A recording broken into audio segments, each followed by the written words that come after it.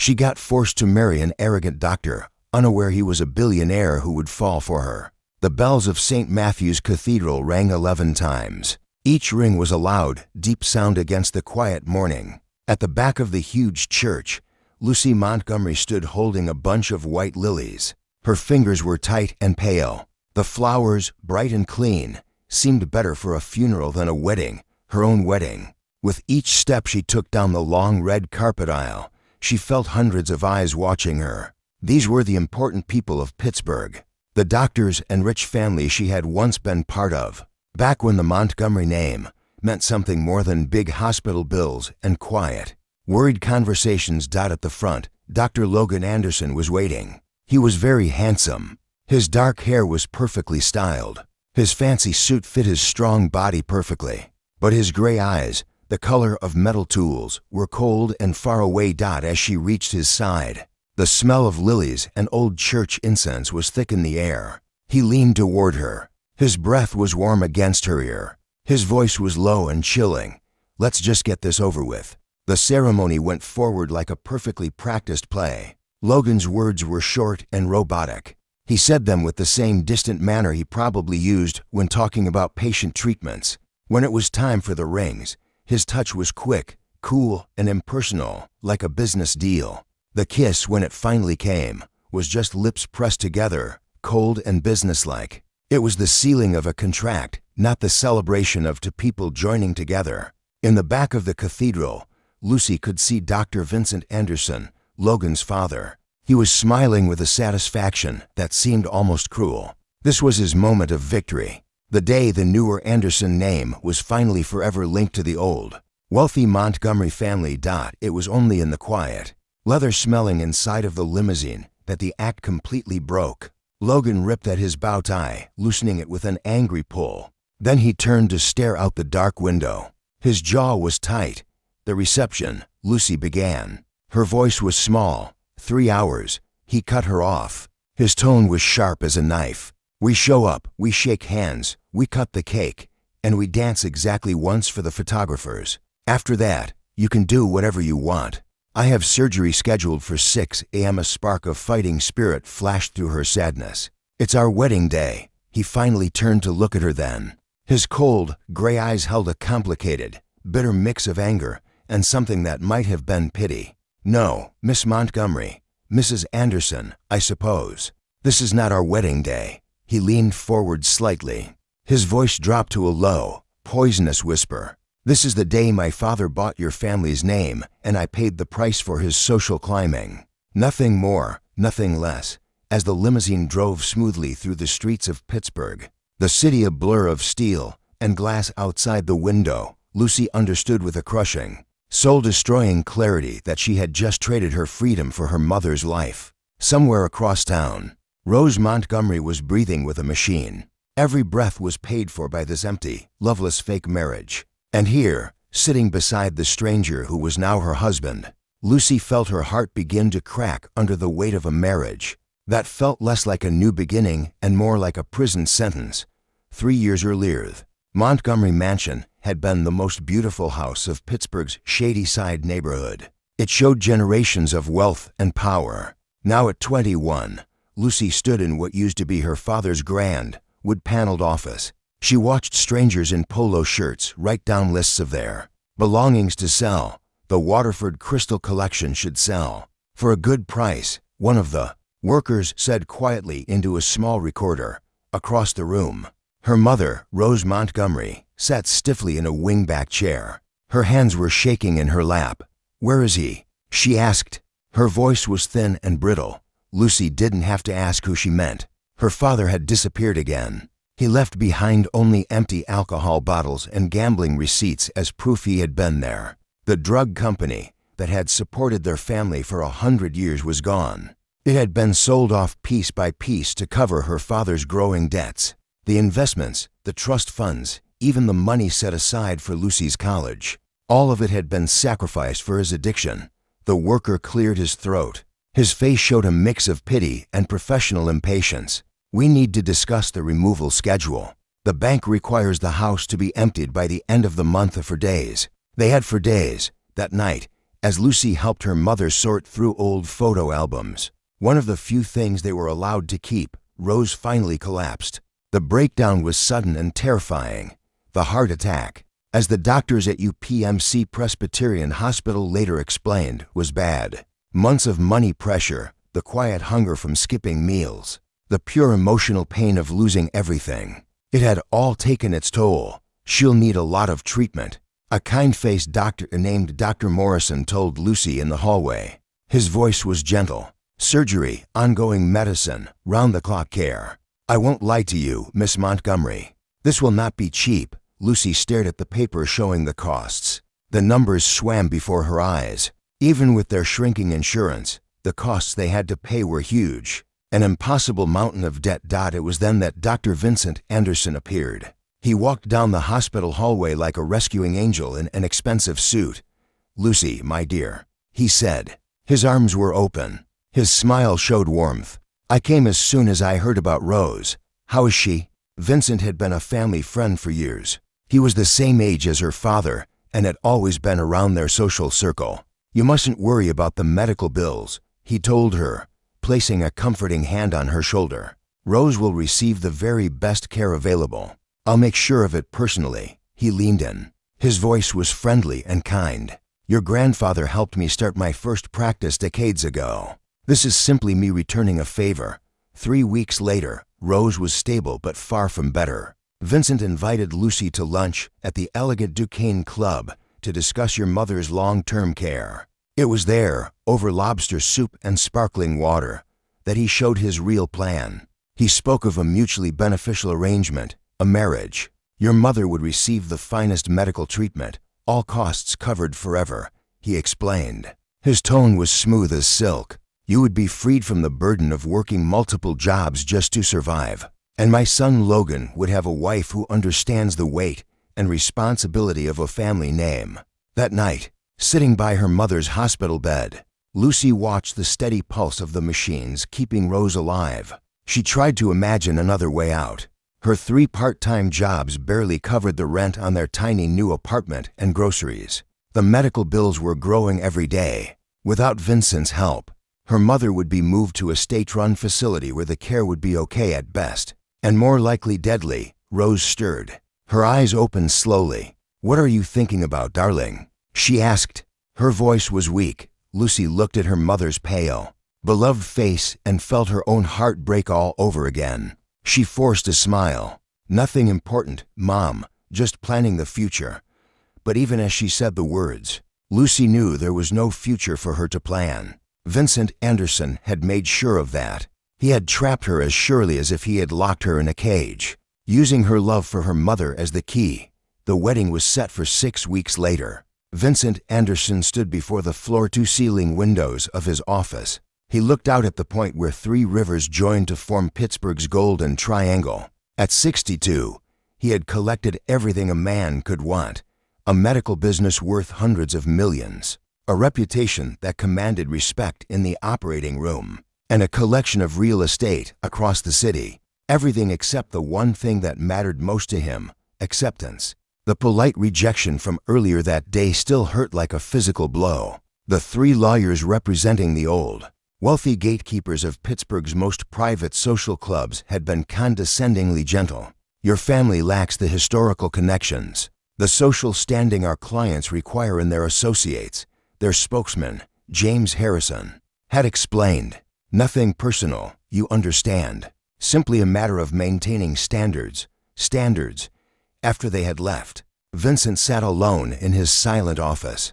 A cold anger burned in his chest.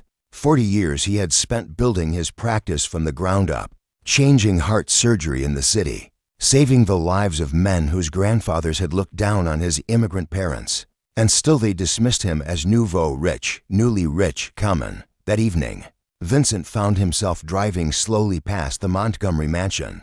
Its dark windows stared out like empty eyes. The demolition was scheduled for the following week. He remembered the parties his father-in-law, the old Dr. Montgomery, used to host there. Elegant events where the city's founding families drank champagne and discussed art, literature, and politics. He had attended as a guest, always on the edge, An outsider allowed a brief look into a world he could never truly enter. The Montgomerys, on the other hand, were American royalty. Their ancestors had ridden with Washington. Their fortune was built on drug patents that had changed modern medicine. Even now, bankrupt and broken, the Montgomery name carried more weight in the circles Vincent desperately wanted to enter than all his millions ever could. And that's when the idea, cold and brilliant, began to form. The plan took shape over the next few weeks. He did his research. The gambling debts left by Lucy's father were even worse than was publicly known. Rose Montgomery's medical condition was truly serious. And Lucy was perfect, beautiful, educated in all the right ways, and utterly, hopelessly desperate. She carried the one thing he could not buy, a name that would unlock every door that had ever been closed to him. Logan, predictably, did not take the news well. He stormed into Vincent's office. His face showed disbelief and fury. "You want me to marry a girl I've barely spoken to? Have you lost your mind? I want you to marry a Montgomery." "There's a big difference," Vincent replied calmly, pointing to a file on his desk. "Her name, Logan. Her family history. A social standing that came before this entire city. That's what matters. What about Rebecca?" Logan shot back. "We've been together for 2 years. Rebecca is a model," Vincent dismissed. His voice was brutal in its honesty. "She is beautiful, charming, and completely unsuitable. She is for entertainment, Logan, not for partnership. And if I refuse?" Logan challenged. His jaw was tight. Vincent's expression turned to ice. "Then you can explain to your patients why their head of neurosurgery is suddenly unavailable. The Anderson Medical Center made you one of the youngest department heads in the country. Logan, it can just as easily make you unemployed." The threat, unspoken but absolute, hung between them like a guillotine's blade. That night, Logan drove to Rebecca's apartment to end a 2-year relationship. She wasn't surprised, only bitter. "Your father has been circling that girl like a shark since the day her family went bankrupt," she'd said. Her voice was filled with poison. Everyone saw it coming. 6 weeks later, Logan stood at the altar. He watched a young woman he barely knew walk toward him in a cloud of white silk and shattered dreams, and he understood with perfect, soul-crushing clarity that he had just traded his own freedom for his father's ambition. The penthouse apartment at 1 Oxford Center had been featured in Architectural Digest twice, sitting 37 floors above Pittsburgh. It was a monument to wealth and success, a fortress of glass, steel, and cold. Minimalist art. It was also, Lucy realized within hours of moving in, the loneliest place she had ever lived. "Your room is down the hall," Logan said. His tone was clipped as he gestured vaguely toward the east wing. He barely glanced at the single suitcase she had brought with her. "The housekeeper comes on Tuesdays and Fridays." Before Lucy could form a response, he disappeared into his home office.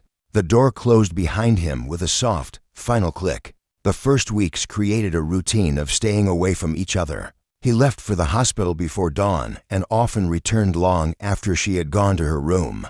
When their paths did cross in the vast, silent apartment, he treated her with the same polite, professional manner he likely used with drug company representatives. He was polite, he was correct, and he was completely without warmth. Lucy threw herself into visiting her mother, spending entire days at the hospital. The private room Vincent had arranged was like a luxury hotel suite, complete with fresh flowers delivered daily and a private nursing staff. Rose was improving. The color was returning to her cheeks, but her eyes were sharp. "You're too thin, darling," she observed during one visit. Her hand fluttered over Lucy's. "Are you eating properly?" "I'm fine, Mom." Lucy forced a bright smile. "The treatment is working. You look so much better, thanks to your sacrifice," Rose whispered. Her eyes filled with tears. "My dear, brave girl, what have I allowed you to do?" "You didn't allow anything," Lucy lied, smoothing the blanket over her mother's legs. "I chose this." It was a fiction they both pretended to believe. The first real crisis came 3 weeks into the marriage. Logan was on a long shift at the hospital. His personal cell phone was left charging on the kitchen island and began to ring. Thinking it might be an emergency, Lucy answered. "Logan, you finally picked up. I've been trying you all day." The voice on the other end was female, breathless.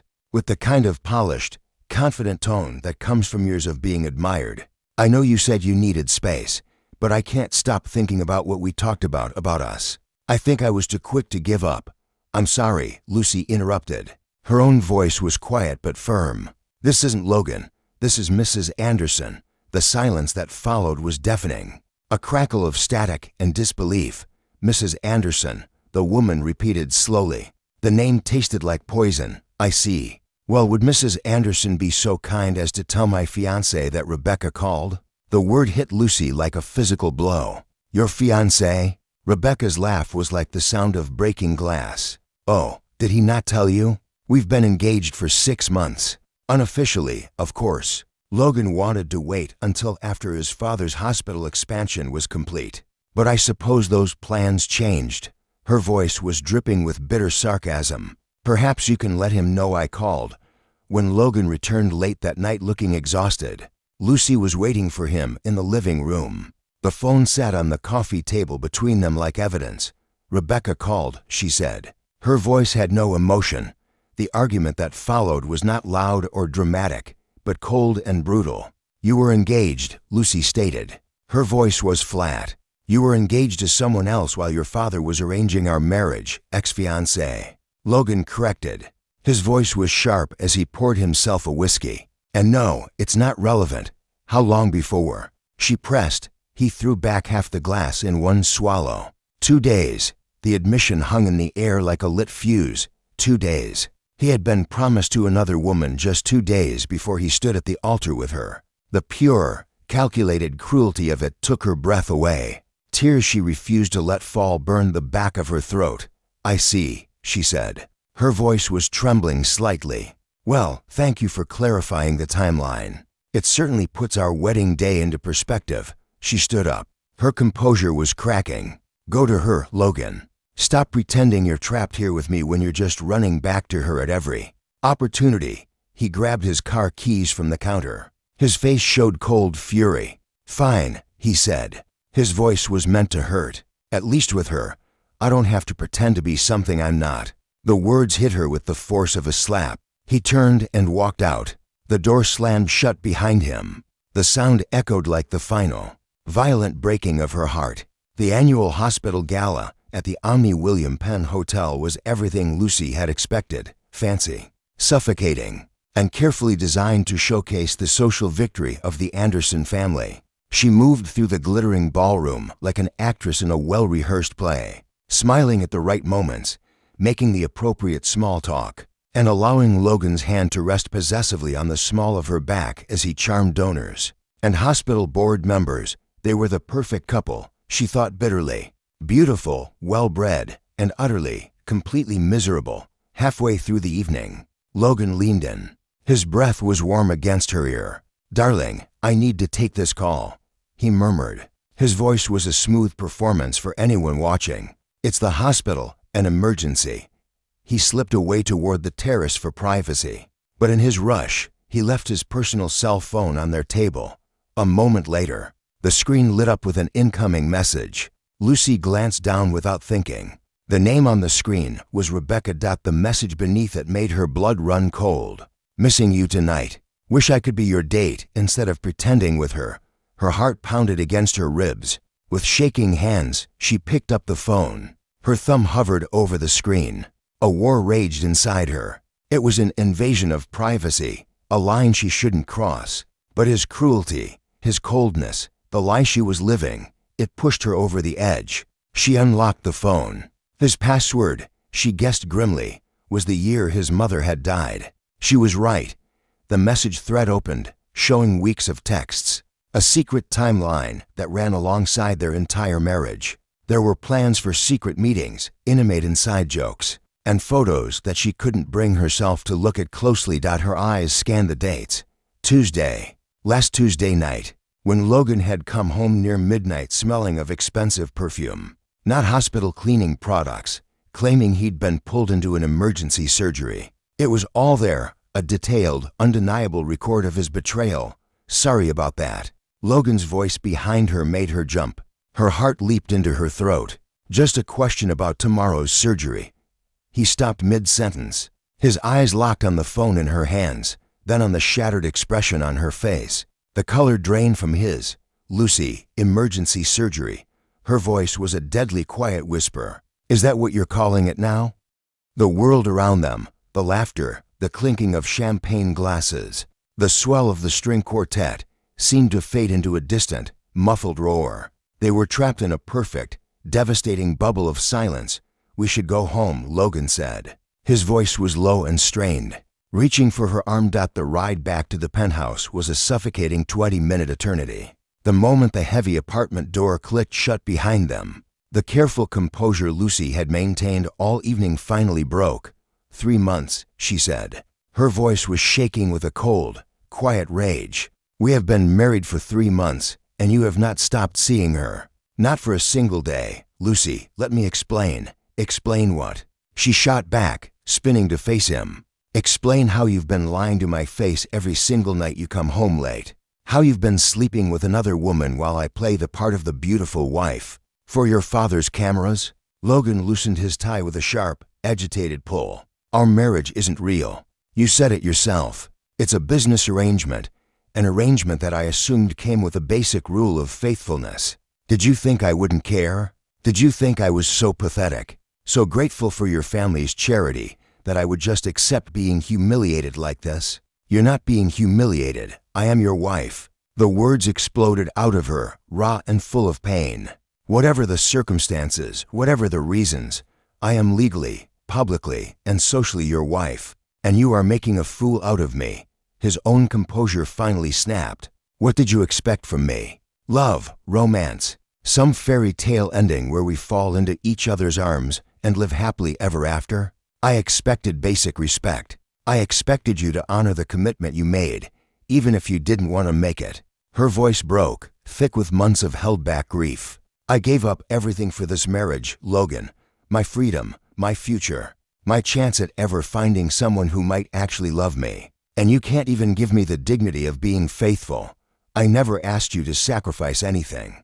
"Yes, you did," she cried. Tears finally streamed down her face. "Every time you treated me like a stranger in our own home. Every time you made me feel like an unwanted guest. Every time you reminded me that this marriage was just an inconvenience you had to endure. You were asking me to sacrifice my self-worth for your comfort." He stared at her. A look of genuine shock replaced the anger on his face. He had never seen her like this, never seen the fire and the pain behind her quiet, polite mask. "Lucy, and the worst part," she whispered, her voice cracking, "is that I was making excuses for you, telling myself that you were just as trapped as I was. But you weren't trapped. You had it all. The social benefits of a marriage to me, and the emotional comfort of a real relationship with her." Her grief hardened back into fury. "Get out," she screamed. The sound tore from her throat.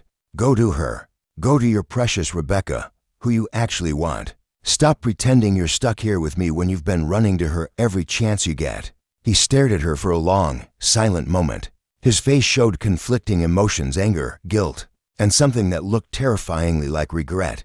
He grabbed his keys from the counter, turned, and walked out. The apartment door slammed behind him with a force that rattled the windows, leaving Lucy alone with the echoing silence and the terrible, soul-crushing knowledge that her sacrifice had all been for nothing. Outside, the sound of Logan's engine roared to life. His hands trembled on the steering wheel. Lucy's words rang in his ears.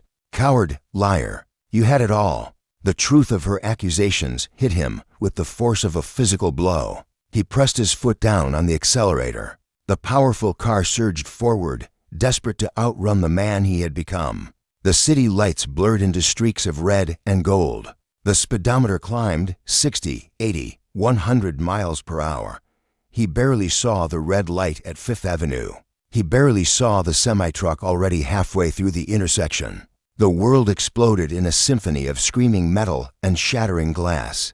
In the split second before darkness claimed him, the last clear thought that flashed through Logan's mind was the image of Lucy's face. Not angry, not accusing, but utterly, completely heartbroken. He had broken something precious, something he never realized he wanted until it was too late.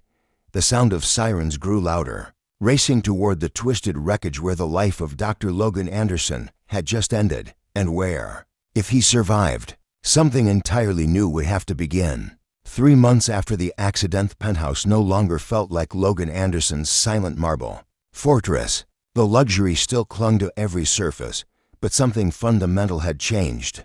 The space held warmth now. A soft blanket was folded carelessly over the arm of the sofa. The throw pillows showed the marks of use. The faint, clean scent of chamomile tea lingered in the air. And in the living room, where a cold, abstract painting once dominated the main wall, now stood the hospital bed that had quietly rewritten both of their lives. Lucy moved through the space with a quiet grace that was no longer just duty. It was devotion disguised as routine. In her hands, she carried a tray with a bowl of chicken soup, steam curling from its surface. She stopped beside his wheelchair, which was positioned by the floor-to-ceiling window. The afternoon sun painted his sharp features in soft gold. "Lunch," she said softly. Her voice was a gentle command. Logan's jaw tightened, a familiar flicker of stubbornness in his eyes. "I can feed myself, I know." She pulled a small chair closer. Her smile was patient, almost teasing. "But humor me. Let me do it today." Their eyes met, and for the first time, he didn't fight her. A silent surrender passed between them. She lifted the spoon to his lips. He accepted it slowly. Her fingers brushed against his as she steadied the bowl. For a brief, charged second, neither of them pulled away. The contact was feather-light, but it sent a current through the quiet room. "You've gotten better at this," he murmured after a few spoonfuls. His tone was softer than she had ever heard it. "At taking care of you?" she asked. Her voice was light, trying to deflect the sudden closeness of the moment. "No," he said. His gaze was steady. "At being near me without flinching." Lucy's smile faltered. "Well, you haven't bitten me in 2 weeks. That helps." His laugh surprised them both. It wasn't a smirk or a dry chuckle. It was a real laugh, a sound that seemed to pull something loose in her own chest. The silence that followed was heavy, but not uncomfortable.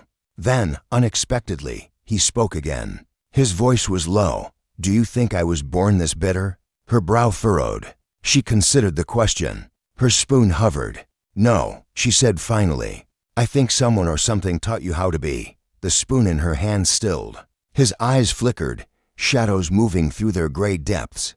"My mother died when I was 8, he said. His voice was rough as gravel. "Ovarian cancer. By the time they found it, it was everywhere. I spent 2 years in and out of hospitals watching her slip away. While I pretended not to be terrified." Lucy's throat tightened. She didn't move, didn't breathe, afraid of shattering the fragile, painful honesty that was pouring out of him. "My father buried himself in his work. He couldn't stand the sight of weakness, of illness. So I learned how to read morphine dosages before I learned fractions. I learned how to be the man of the house when I was still just a boy."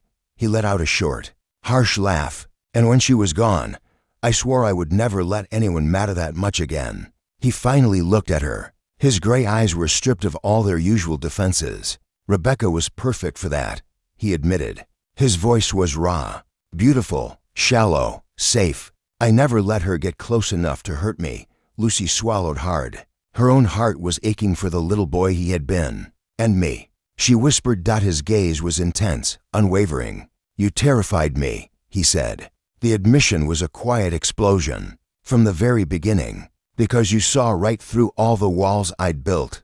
You weren't impressed. You didn't bow. And the closer you got," his words faltered. He let out a shaky breath. "The more I wanted to let you matter." The sudden chime of the doorbell made them both jump. The moment was broken. Lucy set the tray aside and went to the door. A moment later, she returned holding a bouquet of white tulips wrapped in simple brown paper. The scent, sharp and sweet, filled the room. "There's no name," she said. Her voice faltered slightly as she looked at him. Logan cleared his throat. A faint flush crept up his neck. "They're from me." She looked up. Her eyes were wide with disbelief. "You sent these?" He shifted uncomfortably in his wheelchair, looking almost boyish in his awkwardness. "I thought it was time I said thank you properly."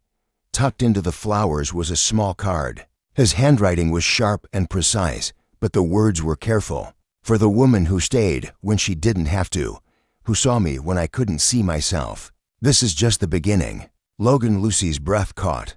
She crossed the room slowly, sat on the edge of his bed, and leaned down to press a soft, lingering kiss to his forehead. It was a gesture of comfort, of forgiveness, of something more. This meant more than you know, she whispered against his skin. Logan's smile was faint, tired, but it was the most genuine thing she had ever seen on his face. Then maybe, he said, his voice barely audible, I'm finally learning. That evening, they ended up on the sofa together, a forgotten movie flickering on the screen. The hospital bed had been pushed to the corner for the night. Lucy was telling him a story about her first waitressing job, how she'd once spilled an entire pitcher of iced tea into a city councilman's lap. She gestured with her hands as she spoke. Her laughter spilled from her lips like music. Logan found himself laughing with her, and then he just stopped. He just watched her in the soft glow of the television. She was radiant, unguarded, free, vibrantly alive, and for the first time, he didn't see her as his wife by arrangement or the woman tied to his broken body by duty. He saw her, just Lucy, the woman who was quietly and completely stealing his heart. He didn't say it. He wasn't ready, but something inside him shifted, a final wall crumbling to dust. He was falling, and for the first time in his life, he wanted to. Lucy thought the apartment was quiet when she slipped into her bedroom. She left the door slightly open, kicked off her flats, and began to unbutton her blouse. The relief of taking off the day's clothes was a quiet sigh. The city lights poured through the tall window, spilling across her back in silver and gold. Logan shouldn't have been there. He had woken up restless.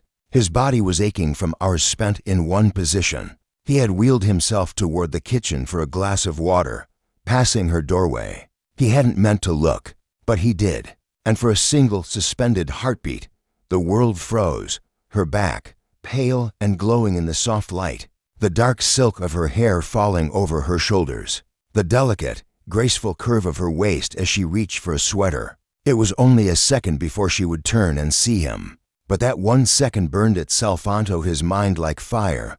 Lucy gasped, clutching the half-unbuttoned blouse to her chest. Her cheeks flooded with color. Logan. He looked stricken, caught somewhere between shame and awe. I'm sorry, he stammered. His words tripped over themselves. I didn't mean to. I wasn't. She pulled the sweater on quickly. Her hands were trembling. It's fine, she said. Her voice was unsteady but not angry. Just forget it, but neither of them could later. Logan lay in his hospital bed staring at the ceiling. He turned onto his side, then back again. His body was exhausted, but his mind was a relentless replaying loop every time he closed his eyes. The image returned. The glow from the window. The way her skin had captured the light. The startled look in her eyes as she'd turned. It wasn't lust. Not simply. It was recognition. For months, Lucy had been a presence at his side, feeding him, helping him walk, laughing at his sarcasm. But tonight, he had seen her differently, not as the caregiver, not as the woman bound to him by an arrangement neither of them had chosen. As a woman, and for the first time in years, Logan Anderson felt a desire so sharp, so intense. It kept him wide awake. Minutes bled into an hour, then 2. When the clock on his phone read 1:47 a.m., he gave up the pretense of trying to sleep. He pushed himself up, grabbed his cane from where it rested against the bed, and slowly, painstakingly made his way toward the kitchen. She was already there. She was barefoot. Her hair was loose around her shoulders. She was wearing an oversized university sweatshirt that fell almost to her knees. The kettle was whistling softly on the stove. She was rubbing her arms against the chill. Logan's steps were uneven. The tap of his cane was a soft counterpoint to the hum of the refrigerator. But she heard him immediately. She turned. Her eyes were wide with surprise. Her cheeks were already flushed, not just from the heat of the stove. You're awake? She asked. Her voice was a soft whisper. Couldn't sleep, he admitted, leaning lightly on his cane. His voice was rough from disuse, but there was something else in it too, a new, fragile vulnerability. Do you mind if I join you? She hesitated for only a fraction of a second. Of course. They sat on the sofa with steaming mugs of tea. The city lights twinkled like a fallen constellation beyond the glass. At first, they drank in silence, the kind of silence that buzzes, heavy with words that neither dares to speak. Finally, Logan set his mug down on the floor. His hand lingered on the warm porcelain as if to steady himself. "Lucy, I need to tell you something about earlier." Her heart gave a painful leap. She clutched her own mug tighter. "Logan, you don't have to." "Yes," he interrupted. His voice was firm. "I do." He leaned forward. His gray eyes locked onto hers, intense and serious. "I didn't mean to invade your privacy. I swear I wasn't watching. But when I saw you," his jaw tightened. He stopped, breathing out a sharp, frustrated breath. "I can't stop thinking about it." The words hung in the air between them. Lucy's throat went dry. "I don't want you to think I'm some kind of creep," Logan continued quickly. His voice was urgent now. "It wasn't like that. It's just, for the first time since we met, I really saw you. Not the woman trapped in this arrangement, not the caregiver. Just you, a woman. And he shook his head almost in disbelief at himself. "It did something to me I wasn't expecting." She looked down into her mug. Her voice was barely a whisper. "You don't have to apologize." "Because I liked it." His head snapped up. His eyes were wide. She swallowed, forcing the words out, forcing the truth. "It was the first time I felt like you were looking at me like a woman, not like someone you were stuck with." Logan's breath caught, sharp and uneven. Slowly, as if moving through water, he reached out. His fingers traced the delicate line of her jaw. Her skin tingled under his touch. She didn't pull away. His hand cupped her face. His thumb brushed over her lips. He leaned closer. His eyes burned into hers. "Not in my wildest dreams," he whispered, his voice rough. "Did I imagine I would ever want you this much?" Lucy's breath faltered. Her lips parted, but no words came out. Logan's thumb slid gently across her lower lip, lingering. Her chest rose and fell in a shallow rhythm. Each breath caught as if her body were responding to him before her mind could. Then, slowly, he leaned in. His lips brushed against hers, tentative, questioning. A near kiss that trembled with months of unspoken tension. It lingered there, a breath away from becoming real, when he started to pull back. She closed the distance herself. Her lips pressed against his in a sudden, breathless urgency. The kiss deepened instantly. There was no hesitation this time. Her hands slid up to his shoulders. Her fingers tangled in the soft fabric of his shirt. His arm wrapped firmly around her waist, pulling her flush against him. Months of silence and restraint and resentment shattered in that one explosive moment. The tea grew cold on the table, forgotten. The city outside continued to glitter. But for Logan and Lucy, time had narrowed to this. The taste of each other, the heat of skin against skin, the dizzying, terrifying realization that they had finally, irrevocably, crossed a line from which neither of them wanted to return. The kiss deepened until neither of them could remember who had moved first. It was a desperate, hungry thing, fueled by months of unspoken longing and quiet observation. Lucy clung to him, her fingers twisted in the fabric of his shirt as if she were afraid he might vanish if she let go. Logan's hand, which had been hesitant at first, slid confidently to the small of her back, molding her against him. Closing any remaining distance, they had orbited each other in a cold, silent universe for so long, bound by duty and resentment. Now the dam had broken. When their lips finally parted, they were both breathing heavily, their foreheads pressed together in the dim light of the living room. "Lucy," Logan whispered. His voice was rough, almost a plea. He was trembling slightly. "If I keep going, I'm not going to be able to stop." Her chest rose and fell in a sharp, unsteady rhythm. Her pulse was racing so fast she could barely hear her own thoughts. She lifted her gaze to his. In his eyes she saw not the arrogant, cold doctor, but a man laid bare, his desire and his fear warring on his face. "Then don't stop," she breathed. It was all the permission he needed. He kissed her again. But this time it was different, slower, deeper. He savored her, tasting her as if he were a starving man who had just been offered a feast. When he gently guided her toward his bedroom, the room that had been his solitary fortress, she followed without hesitation. Her hand was locked in his. There was no rush. Logan's movements were careful, almost reverent, as if he were afraid she might shatter. He traced the line of her jaw with his fingertips.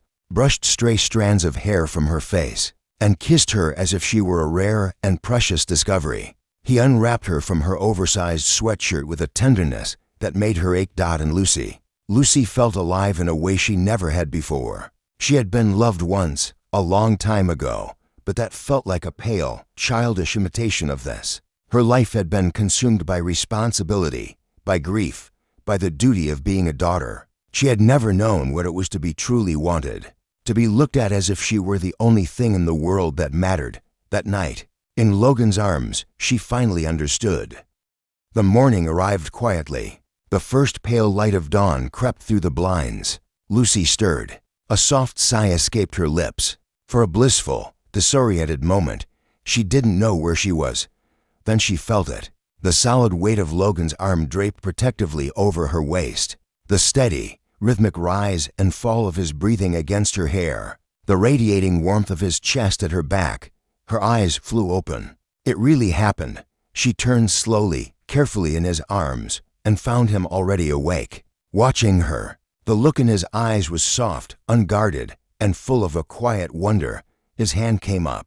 His thumb brushed gently over her cheek with a tenderness that stole her breath. Was that real? She whispered. Her voice was cracking, betraying the storm of emotions inside her. Did I really just sleep with Logan Anderson? A faint, almost disbelieving smile touched his lips. You did, he confirmed. His voice was a low rumble, and it was the most real thing I've ever known.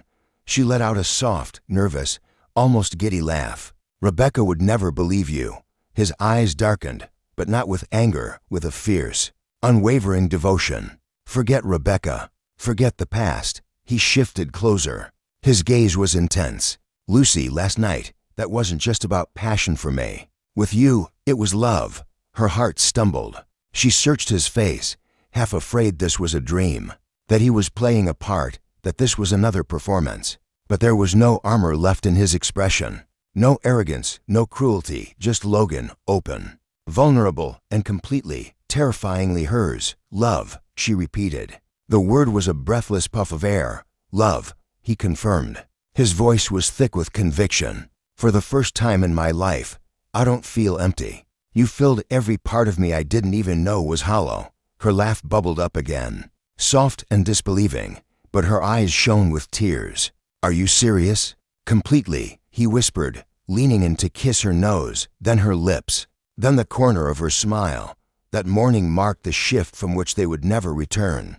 The couple who had once passed each other like ghosts in the cold hallways of a luxury apartment were suddenly, irrevocably intertwined. They shared meals. Their knees brushed under the table. They teased each other in the kitchen. Their hands found each other instinctively whenever they crossed paths. It wasn't perfect. It wasn't polished. But for the first time, it was real. And Lucy Montgomery, who had once known only duty and sacrifice, woke up each morning knowing what it felt like to be loved, not for appearances, not for obligation, but for herself. And Logan Anderson, who had built walls so high no one had ever dared to climb them, had finally let someone in. 3 months later, the sun had barely begun to cast its first golden rays over the city. When Logan awoke, he reached across the bed instinctively. His hands searched for the familiar warmth of Lucy beside him, but he found only cool, empty sheets. Frowning, he sat up. The quiet of the apartment suddenly felt wrong. That's when he heard it, the faint, unmistakable sound of retching coming from the master bathroom. His chest tightened with a sudden, sharp concern. In seconds, he was out of bed. His cane was forgotten as he made his way across the room. His limp was more pronounced in his haste. He found her kneeling by the toilet. Her face was pale. Her oversized sweatshirt hung loosely from her frame. She was rinsing her mouth at the sink when she saw his reflection in the mirror. "Logan," she said, forcing a weak smile. "Did I wake you? Are you okay?" he asked. His voice was laced with worry as he came to stand behind her. His hands rested gently on her shoulders. "I'm fine," she insisted, though she looked anything but. I think that pizza from last night just didn't agree with me." He tilted his head. His medical instincts kicked in. His eyes scanned her face with a careful diagnostic intensity. He noted the faint shadows under her eyes, the slight paleness of her skin, and then he noted something else, a new softness to her features, a subtle change. His expression shifted. The worry melted away, replaced by a dawning, disbelieving realization. A slow smile spread across his face, wide and unrestrained. "Let me ask you a question," he said. His eyes were twinkling. "When was your last period?" Lucy blinked, caught off guard. She frowned, trying to remember. "I don't know. A while ago. But that's not unusual for me. My cycle has always been irregular, especially with stress. You know that." His smile grew wider. "Irregular for how long?" He pressed gently. "I don't know, Logan. Maybe 3 months." She shrugged. A flicker of annoyance was in her eyes. "Why are you smiling like that?" He let out a short, explosive laugh, a sound of pure, unadulterated joy that seemed to fill the entire room. "Wait right here," he said, kissing her quickly on the temple. Before she could question him, he was gone, moving faster than she'd seen him move since the accident.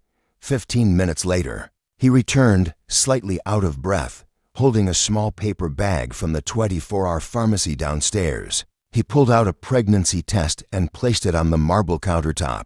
With the triumphant air of a man presenting a rare jewel, "Logan," Lucy's eyes widened in shock. "You can't be serious." We can. And we should," he said. His voice was firm but full of a giddy excitement. "Come on, Lucy, let's find out."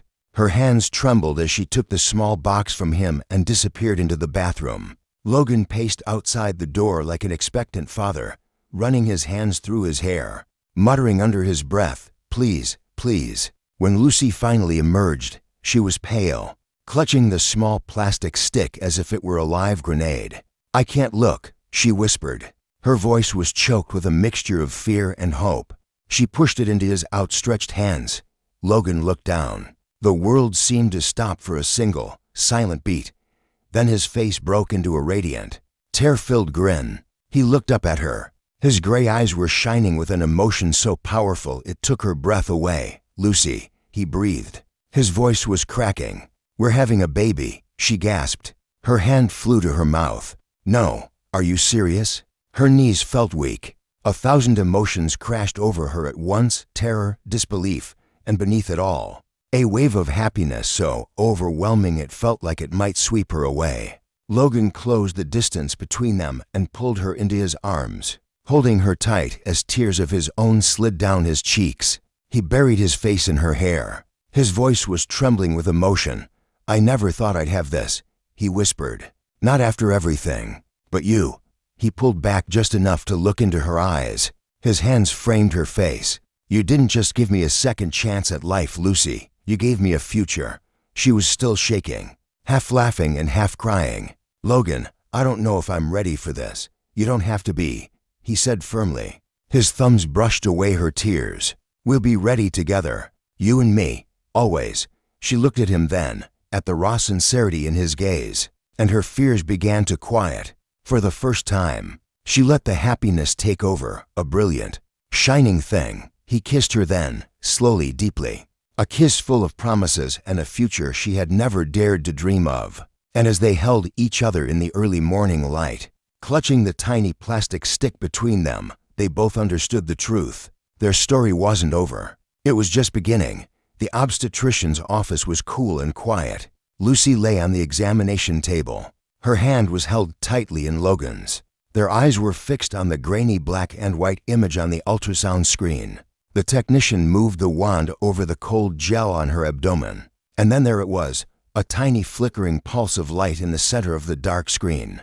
"That's your baby's heartbeat," the technician said. Her voice was warm. Logan let out a shaky, shuddering breath beside her. Tears, hot and unrestrained, streamed down his face. Lucy turned her head to look at him, at the man she had once known as cold and distant, now completely undone by love. He looked at her. His gray eyes were shining with an emotion so profound it made her own heart ache. "Our baby," he whispered, bringing her fingers to his lips and kissing them. In the weeks that followed, Logan transformed. The detached, work-obsessed surgeon was replaced by an almost obsessively doting husband.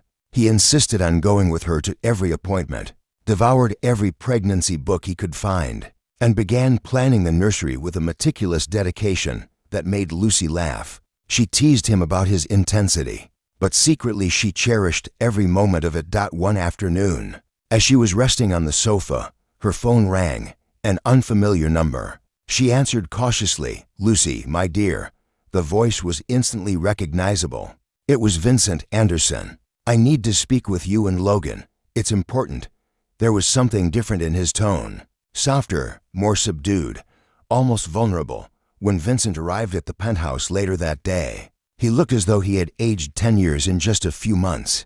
The sharp, predatory confidence was gone, replaced by a weary sadness. He sat down heavily on the sofa. His gaze moved between them, with an expression Lucy had never seen on his face before: regret. "I came to apologize," he began. His voice was rough. "For everything. For manipulating you both into this marriage.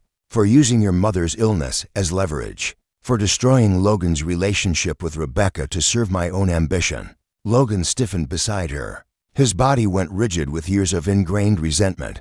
But Lucy placed a calming hand on his arm, squeezing gently. "I have spent my entire life trying to buy something that money can't buy," Vincent continued. His voice was thick with self-loathing. "Respect, acceptance, belonging. And in the process, I almost destroyed my only son." He looked at Logan then. Tears shone in his own eyes. "You deserved better from me. You both did." Lucy watched Logan struggle with himself, decades of anger warring with this single, raw moment of honesty. Finally, Logan spoke. His voice was rough with contained emotion. "Why now?" "Because I've seen the way you look at each other," Vincent said. His gaze shifted to Lucy and her gently swelling abdomen. "I've seen the love you've built in spite of me, not because of me. And I realized," he paused, clearing his throat, "I realized I was about to lose the chance to know my grandchild because of my own foolish pride." The silence that followed was heavy, thick with the weight of unspoken history. Then Lucy, surprising even herself, spoke. "Dr. Anderson, Vincent," she said.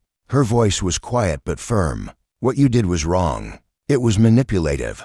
It was cruel." She took a breath, feeling Logan's eyes on her. "But it also gave us to each other. And without this forced marriage, without this impossible situation, Logan and I might never have found our way to this love." Logan looked at her. His expression was a mixture of shock and awe. He turned back to his father. "Dad," he said. The word felt foreign on his tongue. "You taught me a lot about medicine, about excellence, about ambition. But you never taught me about forgiveness." He paused. His hand found Lucy's and laced their fingers together. "Lucy taught me that. And because of her, I'm willing to try." Vincent broke down then. His shoulders shook with quiet, racking sobs.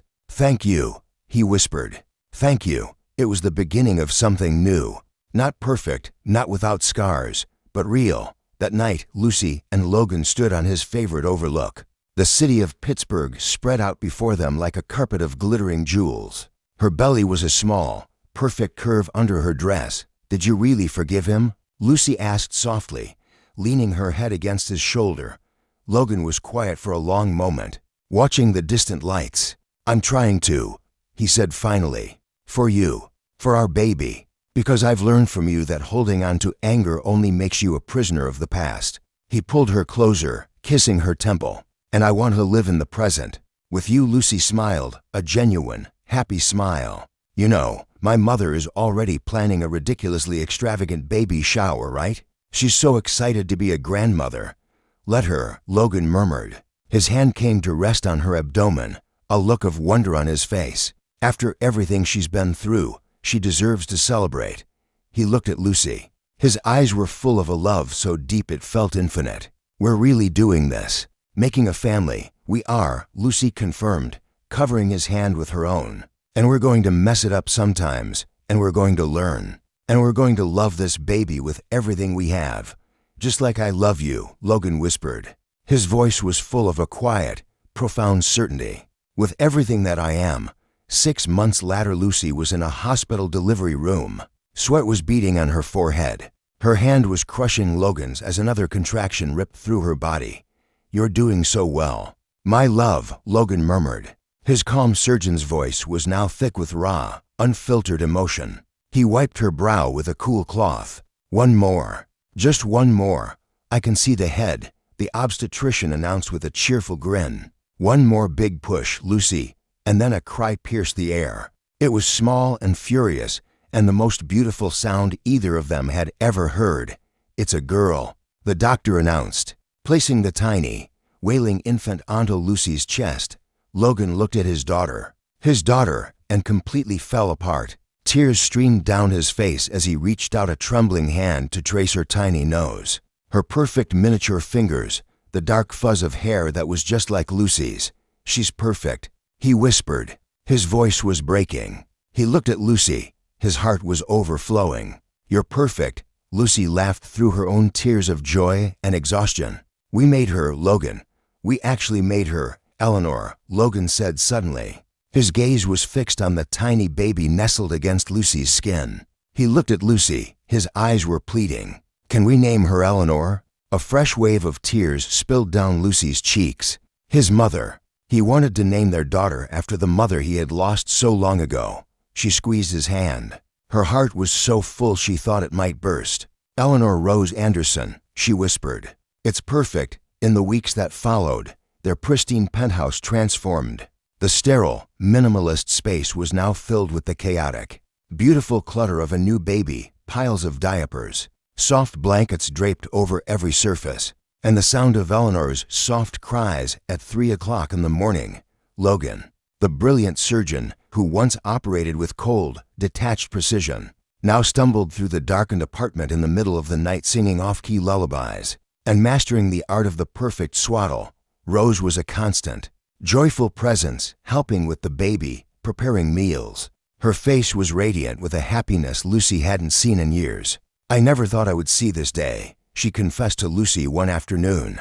Her voice was thick with emotion as she held her sleeping granddaughter. "After the heart attack, after losing everything, I thought my life was over." "It wasn't over, Mom," Lucy said softly, watching them. "It just changed. We started over, and they had. Their life wasn't the one either of them had planned, but it was real. It was a life built not on a foundation of wealth and social standing, but on something far stronger, forgiveness, resilience, and a love that had been forged in the most impossible of circumstances."